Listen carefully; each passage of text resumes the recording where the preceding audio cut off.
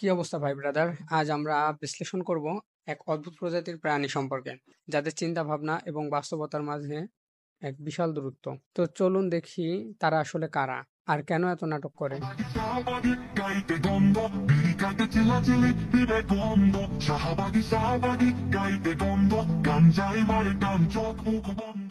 ভাই আমি একটা জিনিস বুঝতে পারতেছি না, এই দেশে কত সমস্যা আর শাহবাগীরা ব্যস্ত আছে কি নিয়ে? পাবলিক প্লেসে সিগারেট খাওয়ার অধিকার, ভাই ঠিক আছেন? আপনাকে বলছি ঠিক আছেন? কি যুগ আইলো রে ভাই! শাহবাগীরা মায়ের মতো রান্না না করতে পারলেও বাপের মতো সিগারেট ঠিকই খায়।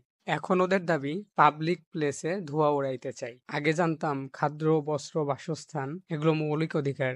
এখন ধোঁয়া ধোঁয়া ওড়ানো মৌলিক অধিকার হতে চলেছে। মানে আপনারা ধোঁয়া ছাড়বেন, আশেপাশের মানুষ দম বন্ধ হয়ে মরবে, এটা নাকি অধিকার?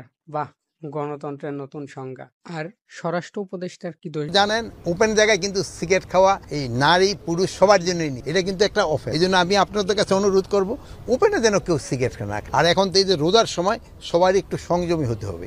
এখানে বাইরে যেন বাইরে খাবারটা না খায়, যেহেতু এটা ইসের জন্য একটা সম্মান প্রদর্শন করে যারা রোজা থাকতেছে তাদের। ভাই উনি বলেছেন পাবলিক প্লেসে ধূমপান নিষিদ্ধ, ব্যাস, এতে উনার পদত্যাগ চাই। পদত্যাগ তো আপনাদের যুক্তিবোধের করা উচিত। আচ্ছা, কালকে যদি কেউ বলে পাবলিক প্লেসে বিবিকিউ বানানোর অধিকার চাই, আর যদি সরকার সেটি না দেয়, তাহলে মন্ত্রিত্ব বাদ দিতে হবে।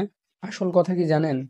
শাহবাগীরা এক এক সময় এক এক ইস্যু ধরে আন্দোলন করে, যেন জনগণ মূল সমস্যাগুলো ভুলে যায়। দেশে শিক্ষিত বেকার বাড়ছে, দ্রব্যমূল্যের দাম বৃদ্ধি পাচ্ছে, আর তাদের মন টেনশনের কারণ সিগারেট খাওয়ার অধিকার।